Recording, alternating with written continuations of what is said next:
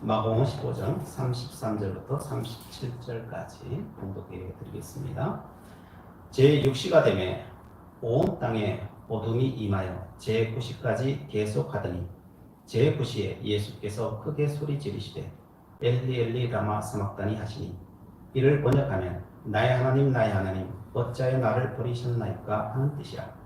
곁에 섰던 자 중 어떤 이들이 듣고 이르되 보라 엘리야를 부른다 하고 한 사람이 달려가서 해면에 신 포도주를 적시어 갈대에 끼어 마시게 하고 이르되 가만두라 엘리야가 와서 그를 내려주나 보자 하더라. 예수께서 큰 소리를 지르시고 숨지시니라. 아멘. 우리는 지난 시간에 예수님께서 조롱받으시는 모습을 살펴보았었습니다. 조롱하는데 누구까지 조롱하느냐? 옆에 달린 강도조차도 예수님을 조롱하고 있는 모습을 보게 됩니다. 사람들이 무슨 이유와 무슨 권한으로 예수님을 조롱할 수 있단 말입니까? 어떤 누구도 조롱할 수 없는 그분을 사람들이 옆에 달린 강도조차도 조롱하고 있습니다. 어떻게 받아들여야 될까요?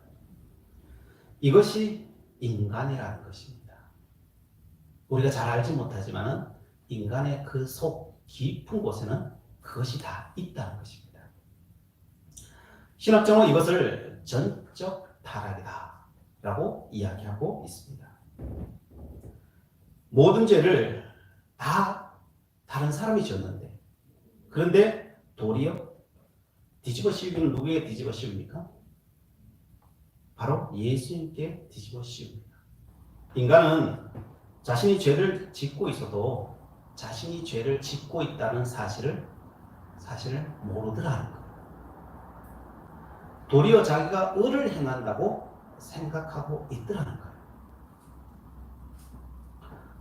세상에서 보면 그래요. 맞아요. 법정에서 우리가 갖고 있는 것을 가지고 싸우면요, 우리가 다 승소할 수도 있어요. 왜냐하면 성경에서 이야기하는 것은 그 근원은 뭘 이야기하냐면요, 우리의 마음을 이야기해요.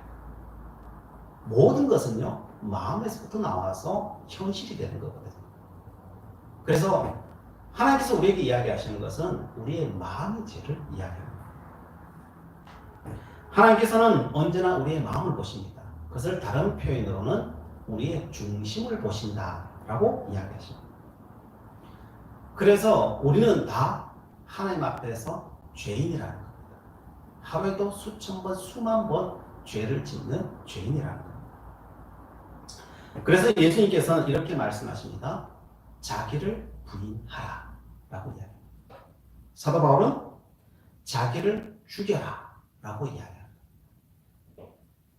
자기가 무엇입니까? 자기라고 하는 것은요, 우리가 드러나는 것인데 밖으로 드러나는 거예요. 나의 오름이라고 합니다. 자기라고 하는 것은 나의 오름입니다. 법적으로는 아무리 옳다고 해도 그 중심은 하나님에게로부터 빗겨나 있다는 거예요. 대부분 사람이 그렇다는 거예요.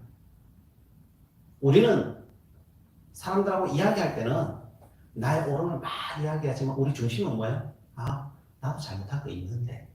이런 생각이 다 있어요. 그 양심이라고 하는 거죠. 그런데 하나님은 그 중심을 보신다는 거예요. 그 중심이 틀리면 다 틀린 거라는 거예요, 사실. 탕자가 옳지 않았나요? 탕자는 옳았어요. 틀린 게 아무것도 없어요. 그런데 하나님은 다 틀렸대요.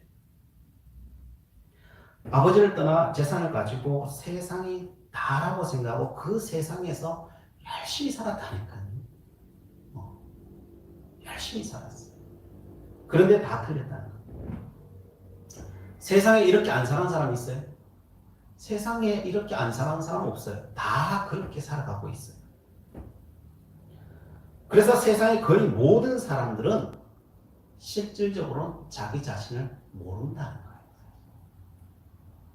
특히 진화론자는 더 모르고요. 그럼 창조론자들은 알까요? 창조론자들도 모르기는 거의 매일반이더라는 거예요. 그게 성경의 말씀입니다.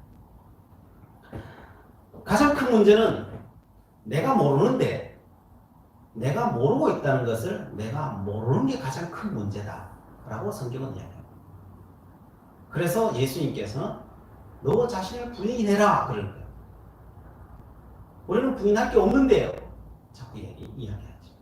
그런데 예수님이나 성경의 모든 기록한 자들은 너 자신을 부인해라 라고 이야기합니다. 요한일서 9절부터 11절에 이렇게 말합니다. 참빛 곧 세상에 와서 각 사람에게 비추는 빛이 있었나니 그가 세상에 계셨으며 세상은 그로 말미암아 지은 바 되었으되 세상이 그를 알지 못하였고 자기 땅에 오매 자기 백성이 영접하지 아니하였으나 세상에 빛이 왔다는 거예요. 근데 사람들이 그 빛이 온 것을 알았다는 걸 몰랐다는 거예요? 몰랐다. 세례 요한 빼고요. 아는 사람은 아무도 없었다는 거예요. 그러면은 이제 예수님께서 우리에게 오시고 십자가에 달리시고 부활하셨으니까 우리는 예수 믿고 있으니까 우리는 그 빛이 이 땅에 오셨다는 걸 알까요? 네, 지식적으로는 알아요. 그러나 실존적으로는 거의 대부분 또 몰라요. 어떻게 그걸 증명할 수 있을까요? 요한복음을 보면 알아요. 이 요한복음이 언제 써졌습니까? AD 80년에 90년 사이에 써졌어요. 그러면 예수님이 십자가에 돌아가시고 부활하신 뒤에 50년이나 60년 뒤에 써졌단 말이에요. 그 말씀을 쓰고 있는 이때도 사람들이 그 예수님의 빛에 대해서 모르고 있더라는 거예요. 시간이 예수님 시대 5, 60년 뒤에도 2000년이 지나도 사람들은 자기 자신은 사실은 모른다. 그게 현실이야.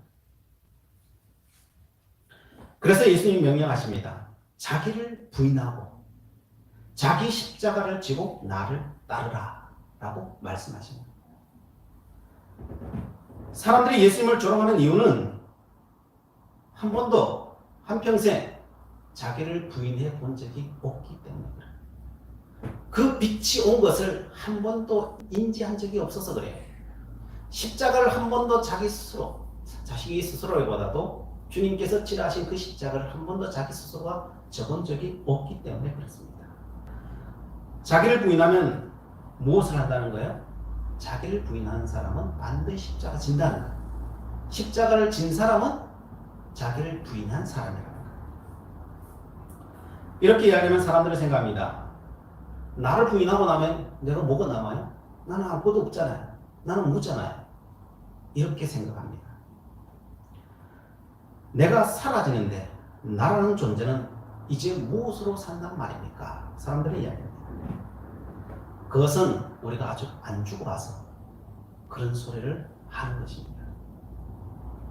나라는 존재는 성경에서 나 하나라고 이야기하지 않아요. 우리는 뭘로 이루어졌다고 그래요? 우리는 영육혼으로 이루어졌다 그래요. 우리의 몸은 하나가 아니에요. 그래서 우리의 육을 죽여라. 육을 죽여라. 자기의 자아, 오름을 죽여라. 그럼 어떻게 살아가요? 그러면 너의 안에 있는 예수 그리스도가 너를 통치하기 시작할 것이다. 너의 안에 있는 예수 그리스도가 너가 가야 될 길을 하나하나 일러주시고 길이 되어 주실 것이고 진리가 되어 주실 것이고 너의 생명이 되어 주실 거라는 거예요. 우리는 이런 자기 부인의 길과 그래서 주님이 인도하시는 길을 많은 사람들은 소망하지만은 그 길을 걸어간 사람은 역사적으로나 언제나 소수였어요. 그래서 사람들은 사실은 이 길을 가본 사람들이 거의 없습니다. 그래서 예수님께서는 자기를 부인하라는 거예요. 그리고 자기를 죽이라는 거예요. 그리고 십자가 지라는 거예요. 그럴 때만이 십자가를 질 수 있다는 거예요. 인간의 힘과 노력으로 못 진다는 거예요. 어떤 사람들은 인간의 힘과 노력으로 지기도 해요. 그런데 문제는요, 지고 나면 뭘 해요? 내가 이거 졌다 라고 생각하고 남을 안 진 사람을 공격하든지 아니면 나 혼자 치고 가는 거, 이게 분한 거예요. 자기 안으로는 분이 쌓이고 밖으로는 남을 원망하게 되는 거죠. 이렇게 져가지고는 십자가를 지는 게 아니에요. 도리어 더 많은 죄악을 저지르는 거예요. 이걸 보고 뭐라고 봐요? 이걸 보고 율법주의라고 하는 거예요. 율법주의. 그렇게 져서는 안 되는 거예요. 오직 자기를 이 육적인 것을 죽이고 세상적인 것을 죽이고 주님 안에서 부활하는 자, 이 사람이 온전한 자이고 그 안에 계신 내 안에 계시는 예수님께서 부활하셔서 나를 인도할 때만이 그 길을 갈 수 있다는 거예요. 왜요? 그 주님께서 십자가를 져 보셨기 때문에 우리는 질 수 있게 되는 거예요. 예수님께서는 40일 금식하심으로 말미암아 세상의 것을 모두 버려보셨기 때문에 또한 버리실 수 있는 거예요. 우리가 그 길을 따라갈 수 있는 거예요. 왜? 내 안에 계신 예수님께서 그 길을 인도하실 것이니까. 아멘. 십자가를 지시면서 십자가 아래에 있는 사람을 아무 조건 없이 용서해 보셨기 때문에 다른 어떤 사람도 아무 조건 없이 용서할 수 있는 거예요. 아멘. 그래서 십자가를 지면서도 우리는 분노하지 않는 사람이 될 수 있다는 거예요. 아멘. 그러기 위해서 예수님은 우리에게 무엇을 보여주십니까? 예수님께서는 자기 부인의 길이 어떻게 이어지시는지를 예수님께 그의 삶 전체를 통해서 우리에게 지금 보여주시는 것입니다. 예수님께서는 이 과정이 어떻게 진행되는지 우리가 길 없이 가기를 원하지 아니하시고 예수님께서 친히 길이 되어 주셔서 우리의 믿음이 어떤 길을 향하여 경주해야 되는지를 보여주고 계시는 거예요. 그 길은 그 종착지는 어디냐? 그것은 오늘 본문에 있는 것처럼 하나님께로부터 버림받아야 된다. 이것을 우리에게 보여주는 겁니다. 예수님은 지금 인간에게 배신을 당했습니다. 어느 한 사람 자신을 알아줄 사람이 없습니다. 그래도 예수님은 이해할 수 있었습니다. 그러나 이해할 수 없는 것은 하나님께서 나를 버리셨다는 것. 이게 도저히 이해가 안 가는 것입니다. 다른 건 다 참을 수 있고 이해할 수 있고 자기 부인을 통해서까지도 다 넘어가셨어요. 지금까지 살아오셨잖아요. 그런데 오늘 마지막 그 십자가 위에서 하나님을 그렇게도 찾는데 하나님이 응답이 없으시는 거예요. 그래서 예수님께서는 고백합니다. 나의 하나님 어찌하여 나를 버리십니까? 라고 외치고 계십니다. 사람들은 생각할 수 있습니다. 예수님께서는 우리가 앞서 보았듯이 몰약한 포도주조차도 거부하셨던 예수님이십니다. 예수님을 그렇게 따라던 제자들조차도 다 뿔뿔이 흩어지셨음에도 불구하고 눈 하나 까딱하지 않으셨는데 예수님을 그렇게 사랑한다고 그 여인들이 따라오면서 예수님을 위해서 눈물 흘리시면서 예수님을 위하실 때 담대하게 그 여인들을 향해서 너와 너의 자녀를 위해서 올라라고 그렇게 담대하게 말씀하셨는데 그런데 그 십자가 위에서 하나님 어찌하여 나를 버리시나이까? 어찌 보면 굉장히 나약한 고백처럼 들립니다. 그러나 이 고백은 사실 단순한 고백이 아니에요. 이 고백은 한 인간의 그런 고통스러워서 그런 고통 때문에 오는 그런 절규, 그 고백이 아닌 것입니다. 왜 그런가? 그것은 이 예수님은 언제나 하나님과 동행하셨기 때문입니다. 그래서 동행한 자들만이 알 수 있는 고통입니다. 이것은. 일반 사람들, 성도들이라고 할지라도 이 고통은 사실은 알 수 없는 고통입니다. 이 고통을 간접적으로라도 이야기하는 분이 있습니다. 그분이 누구냐면 다윗입니다. 다윗이 시편 22편 1절부터 2절에 이런 고백을 해요. 내 하나님이여 어찌 나를 버리셨나이까? 어찌 나를 멀리하여 돕지 아니하시오며 내 신음소리를 듣지 아니하시나이까? 내 하나님이여 내가 낮에도 부르짖고 밤에도 잠잠하지 아니하오나 응답하지 아니하시나이다 라고 말합니다. 예수님의 고백이나 다윗의 고백이나 비슷하죠. 그래서 다윗이 예표적인 사람, 예수 그리스도의 오심을 예표하는 사람. 왜 예표할 수 있는 사람이냐라고 하면은 다윗은 자기를 부인한 사람이었기 때문에, 그리고 주님과 동행했던 사람이었기 때문에 그럴 것입니다. 그래서 다윗은 예수님의 그 고통을 친히 이 땅에서 겪었던 사람. 그래서 다윗과 범접할 수 있는 사람이 많지 않아요, 사실. 다윗의 상황이 어땠습니까? 다윗은 우리가 잘 알듯이 사울 때문에 도피 생활을 했죠. 사람들이 도와주는 사람도 있었지만 수많은 사람들이 다윗을 고발하죠. 그래서 다윗이 있을 곳은 아무 데도 없었어요. 나중에 어디까지 갑니까? 원수에게까지 가죠. 자기 몸을 흩어가요. 원수에게 가서 어떻게 살아남습니까? 미친 척해서 살아남아요. 세상에 의지할 데가 있었어요? 세상에 의지할 데가 아무 데도 없었어요. 갈 길이 있었어요? 갈 길이 아무 데도 없었어요. 그런데 다윗이 어떻게 살았을까요? 길이 없는데. 세상에는 아무 길이 없었는데 딱 길 하나가 있었어요. 그 길이 무슨 길이었습니까? 하나님께서 친히 만들어 주신 그 길만 있었어요. 피할 길이 아무 데도 없었는데 하나님께서 길을 친히 만드시는 거예요. 이리 가라, 저리 가라, 이리 가라. 그 몇 초, 몇 분마다 하나님께서 인도해 주지 않았으면요, 그 서슬퍼런 공권력 앞에 살아남을 자가 뭐가 있겠어요? 그 옛날 고대에 왕이 죽이겠다고 하는데 안 죽을 사람이 어디 있어요? 그런데 어떻게 안 죽어요? 오직 길을 창조해 내시는 하나님 때문에 안 죽은 거예요. 그런데 위급 상황이 되었어요. 절제절명의 순간이 되었어요. 한 번도 자신의 힘으로 길을 만든 적이 없어요. 그런데 하나님을 찾았어요. 부르짖었어요. 길이 나타나야 되는데 길이 안 나타나요. 왜요? 하나님이 침묵하시는 거예요. 지금까지도 한 번도 내 힘으로 길을 만든 적이 없는 사람이 길을 찾는데 길이 없는 거예요.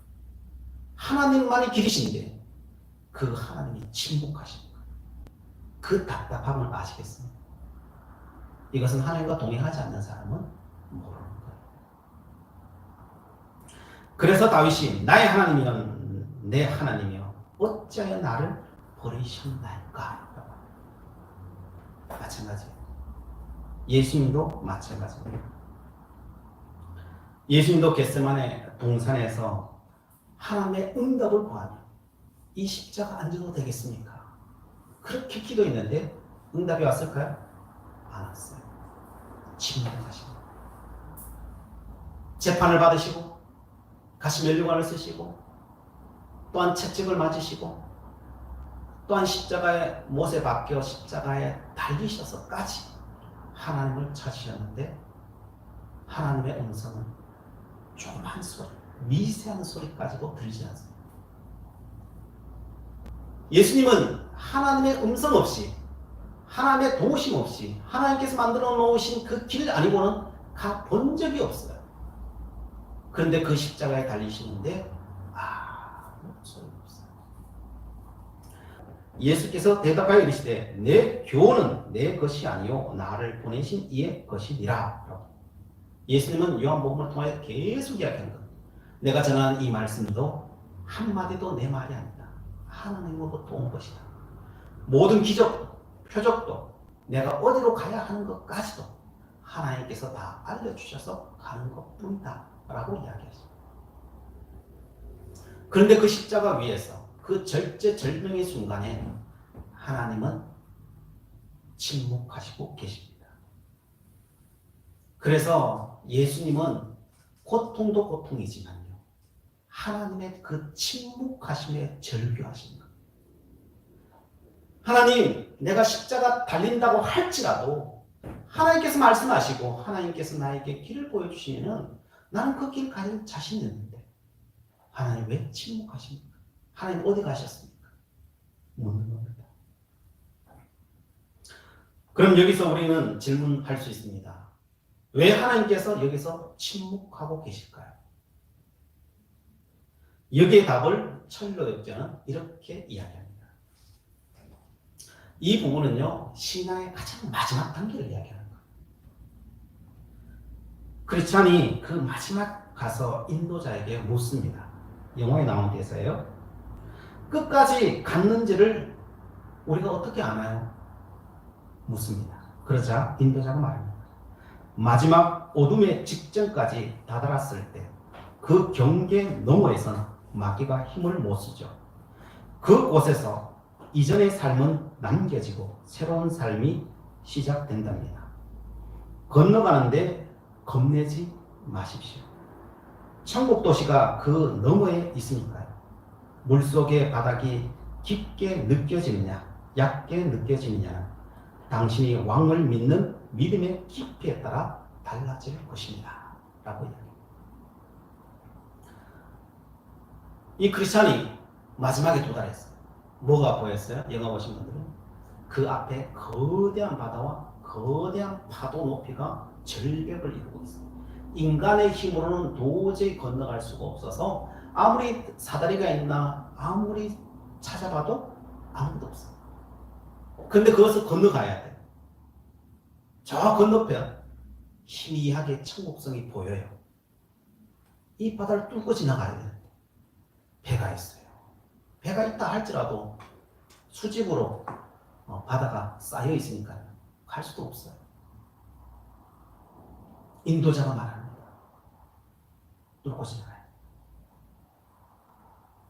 어떻게 뚫고 지나가요? 들어가면은 그 끝없는 바다 밑으로 떨어져서 다 죽는데 거기를 어떻게 지나가야 됩니까? 죽음으로 지나가요. 믿음으로 뛰어드는 거예요. 그래서 크리스찬이 그냥 그 물속으로 그냥 뛰어 들어가는 거예요.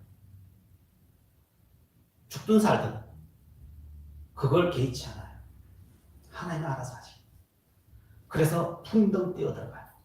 그냥 끝없는 바다 밑으로 가라앉기 시작해요. 숨을 쉴 수가 없어요. 그래서 절규하는 거예요. 하나님을 찾지만은 더 이상 인도자는 오지 않아요. 인도자. 하나님의 손길이 오지도 않아요. 거기서 절규하죠. 그런데 절규하는 건 끝나지 않았어요. 거기는 저 밑에서부터 사단이 험상궂은 사단이 삼키려고 막 달려요. 여기에서 하나님을 찾지만 하나님은 응답이 없어요.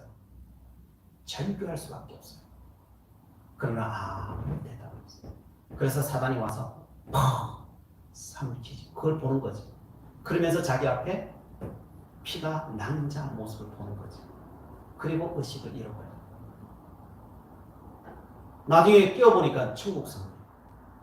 주님이 그 크리스찬을 맞이하는 거예요. 내가 분명히 사단에게 잡혀서 죽었는데, 피 흘려 죽었는데 어떻게 내가 여기 천국성에 와 있죠?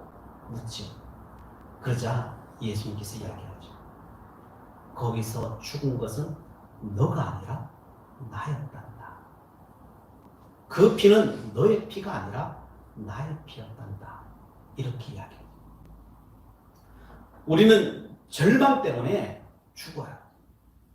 죽음의 절망 때문에 그 탄식과 함께 우리는 죽을 수밖에 없어요. 믿음으로 죽을 수밖에 없어요. 그러나 거기서 누가 살려주십니까? 바로 예수 그리스도께서 우리를 건져주셨다는 거예요. 우리는 의식을 잃어서 내가 죽은 줄 아는데, 내가 십자가에 달린 줄 알고 내가 다 한 것 같은데 정말 죽으신 분은 예수 그리스도라는 거예요. 이게 우리의 신앙 고백인 것입니다. 그래서 예수님도 사도 바울도 존 번연도 이야기하는 것은 내가 죽어야 하는 그 순간에 바로 예수님께 죽으시는데 거기까지 누가 가야 되느냐? 그 죽음의 자리까지 누가 가야 되느냐? 내가 가야 돼. 아브라함의 마지막이 뭐였어요? 마지막 시간이 뭐였어요? 이삭이 죽는 거지. 칼을 어디까지 가요? 가슴에까지 꽂는 거예요. 찌르진 않아요. 근데 꽂는 거죠. 죽음의 자리까지, 자기 부인의 자리까지 가야 되는 거예요. 거기서 무슨 음성이 들려요? 아브라함아, 아브라함아, 내 사랑하는 독자 아들, 칼을 거두라. 뭘 준비해놨다고요? 어린 양을 준비해놨다. 이것이 바로 우리가 절망해야 될 자리예요. 우리가 가야 될 자리예요. 자기를 부인하고 십자가에 지는 자리에까지 가야 되는 자리예요. 우리 갔을까요? 여기까지 간 사람은 거의 없어요. 그런데 많은 사람들은 여기까지 갔다고 생각해요. 그러나 하나님께서는 예수 그리스도 통하여서 우리를 그대로 가도록 만드실 거예요. 장차 만드실 거예요. 그런데 사람들은 갔다고 생각하고 우리의 길을 가야 될 그 길을 안 가요, 사실. 존 번연은 이렇게 이야기합니다. 사람들은 생각합니다. 예수 믿고 율법상을 넘어 다들 하늘성에 도착했다고 막 즐거워한다는 거예요. 크리스찬이 율법성을 지나서 이제 막 앞에서 하나님의 문을 두드려서 그 동굴 속으로 들어가요. 인도자를 만나죠. 만나서 이야기하죠. 여기 오면 자신의 진 죄의 짐을 벗을 수 있다고 들었어요. 그러자 인도자가 말합니다. 그게 아니라 여기 오면 어떻게 할지 할 일을 알려준다고 했겠지요. 그게 너의 착각이라는 거지. 너 말을 잘못 들어서 그렇다는 거지. 크리스찬이 말합니다. 여행이 끝난 줄 알았는데요. 그러자 인도자가 말합니다. 여행이 끝나? 당신의 여행은 이제 시작됐고 나라면 목숨 걸고 지금부터 뛰겠다. 당신은 이제 뛰어야 해요. 상황을 보아하니 지금 당장 똑바로 뛰어가십시오. 명령을 합니다. 그때부터 크리스찬은요 막 뛰기 시작하죠. 다 끝났다고 생각하는데, 여기까지 온 것도 힘들었는데 다 끝났다고 생각하는데 알고 보니까요 본격적인 싸움은, 영적 싸움은 지금부터 시작하고 있더라는 거예요. 사람들이 다 이 자리에 있다는 거예요. 다 이 자리에 있다. 예수 믿고 구원받았으면 끝. 이게 신앙이라고 생각해요. 구원을 받았는데 성화의 길을 안 갖고 있더라는 거예요. 예수님께서 오늘 십자가에 절규하는 것은요, 이것은 성화에게 마지막 단계예요. 마지막 단계. 이 길을 안 가도 되는 게 아니라 모든 믿는 사람들은 다 가야 되는 길이에요. 근데 여기까지 가고 있는 사람이 있느냐? 그래서 예수님의 이 절규는요, 우리가 조금은 이해할 수는 있는 거지만요, 머리로 이해할 수 있는 거지만 사실은 우리는 알지 못하는 거예요. 그래서 예수님께서는 안타까워하고 있는 그 여인들에게 뭐라고 이야기했습니까? 너와 너 자녀를 위해 올라가는 거야. 너희들은 아직도 이 십자가에도 못 왔는데, 너희 아직 저 이제 시작하고 있는데 너희들 나를 위해서 울고 있니? 예수님이 봤을 때 어떻게 했어요? 야, 내가 너희들 보기에는 너희들이 지금 와야 될 길이 얼만데, 너희들은 아직도 이제 출발도 제대로 안 했고 너희 자녀는 아예 출발할 생각도 없는데 지금 누구와 누굴 위해 울고 있니? 야, 누가 누굴 위해 울고 있니? 그래서 너가 울어야 될 것은 나를 보고 우는 게 아니라 너와 너의 자식을 위해 울어라. 그게 진리다 라고 이야기해 주신 겁니다. 성도 여러분, 우리가 가야 될 길은 아직 멀어요. 우리는 어찌 보면 아직도 시작도 안 한 사람도 태반이에요. 이제 막 달려가는 사람 한두 사람 있을 수도 있어요. 그걸 인정해야 돼요. 어디를 향하여? 자기 분의 길을 향해서 달려가야 됩니다. 그러나 우리가 닥쳐올 것은 나중에 십자가에서 져야 돼요. 사실 그 길까지 가야 돼요. 근데 어떻게 가요? 여러분 걱정하지 마십시오. 우리를 인도하신 주님께서는요, 그 길을 다 가보셨기 때문에 그때마다 힘들지 않도록 인도하고 계신다는 거예요.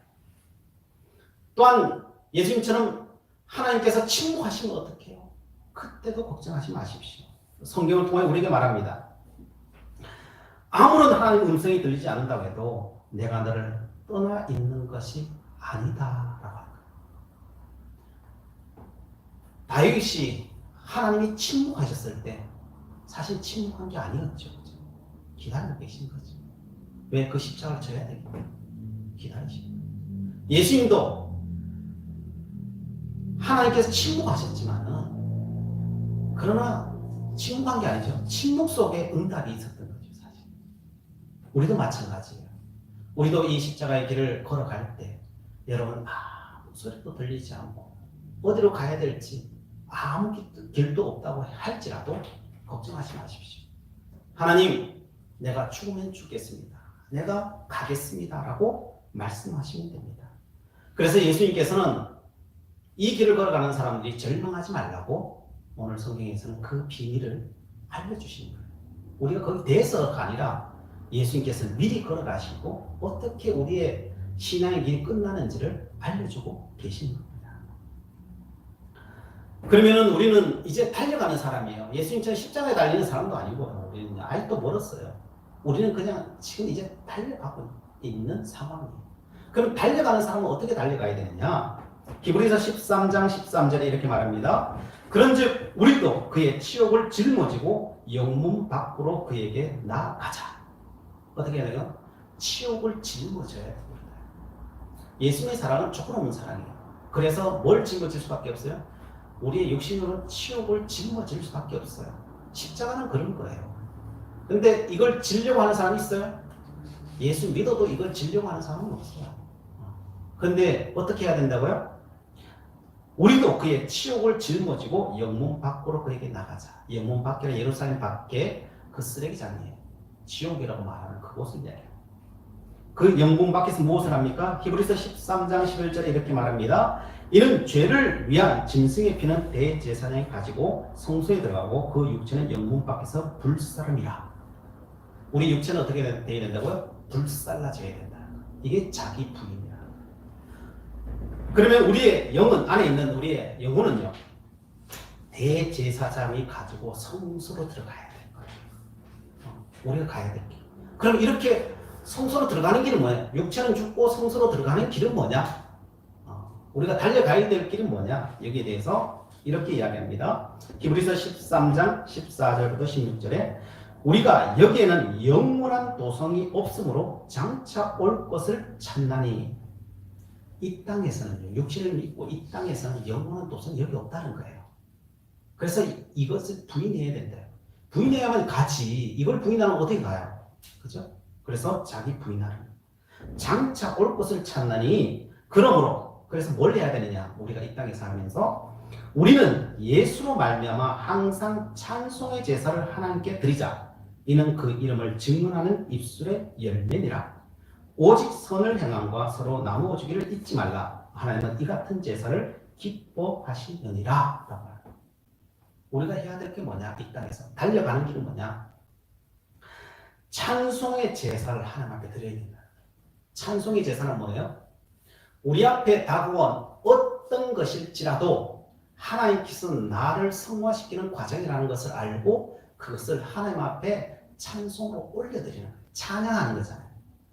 우리는 좋은 것은 찬양하고 나쁜 것은 저주하죠. 그렇죠? 이거는 신앙이 아니라는 거예요. 이게 십자가의 길로 가는 게 아니라는 거예요. 우리가 좋은 것이든 나쁜 것이든 하나님 앞에 이 땅에 우연이라는 건 없고 하나님은 나를 그 십자가의 자리에 한 성으로 이끌어 나가시는 하나님의 과정이라는 것을 알고 그 모든 것을 너희가 찬송 드릴 수 있는 존재가 되느냐.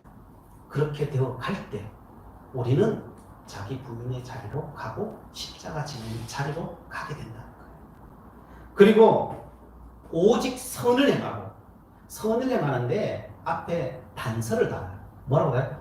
오직이라고 하는 거다. 오직이라는 건 뭐예요? 도와줄 사람, 안 도와줄 사람 따로 있는 게 아니라는 거예요. 오직이라는 말은 모두 다라는 거예요. all, 모두 다. 조건이 없는 거예요. 조건이 없는 거예요. 조건 없이 사랑하는 거예요. 선을 베푸는 거예요. 이게 뭐예요? 그리스도 예수의 마음인 거죠. 오직 선을 행함과 서로 나누어 주기를 잊지 말라. 하나님은 이 같은 제사를 기뻐하시느니라 라고 말씀합니다. 이게 달려가는 길이라는 거예요. 자기 부인을 영문 밖에서 자기를 불사르고 내 영혼은 제사장의 손을 입고 성소로 들어가는 길이라는 거예요. 그게 우리 천국을 향하는 길이라는 거예요. 그러므로 성도 여러분, 달려가십시오. 찬송의 제사를 날마다 드리십시오. 안 될 수도 있죠. 넘어질 수도 있죠. 또 일어나십시오. 일어나면 돼요. 일어나서 또 찬양하고 감사하고 기뻐하고 또 넘어지고, 이게 달려가는 거예요. 그래서 철로 역정의 크리스찬이요, 가면서 한 번 안 넘어진 적 있어요? 매번 넘어지죠. 그게 인간이에요. 매번 넘어지면서 가는 거예요. 나에게 소망이 있는 것이 아니라 내 것을 버리는 순간 주님이 나를 차지하신다, 통치하신다는 거예요. 그리고 길이 없는 내 인생의 길을 친히 만드시고 인도하신다는 거예요. 결국 나중에 죽음의 자리까지라도 하나님께, 거기도 하나님께서 침묵하시면서까지도 우리를 인도하고 계시다는 거예요. 이 믿음을 가지고 오늘 또 승리하시는 주의 성도들 다 되기를 주님의 이름으로 축원드립니다. 기도하시겠습니다. 사랑의 하나님, 예수 그리스도를 십자가 지게 하시고 절규케 하심으로 우리에게 소망을 주시에 감사를 드립니다. 저희들 또한 나를 부인하고 나의 십자가를 지고 이 길을 걸어가야 할 것임을 알게 하신 하나님, 우리의 길과 나침반 되어주신 아버지의 은혜에 감사드립니다. 부르신 자리에서 일어나 걷게 하시고 뛰게 하여 주시옵소서. 항상 찬송의 제사를 드리며 주의 선하심을 이 땅 위에서부터 이루며 살아가게 하시고 모든 어려움, 절망에서부터 건져주셔서 그 나라에 이르게 하여 주시옵소서. 예수 그리스도의 이름으로 기도드리옵나이다. 아멘.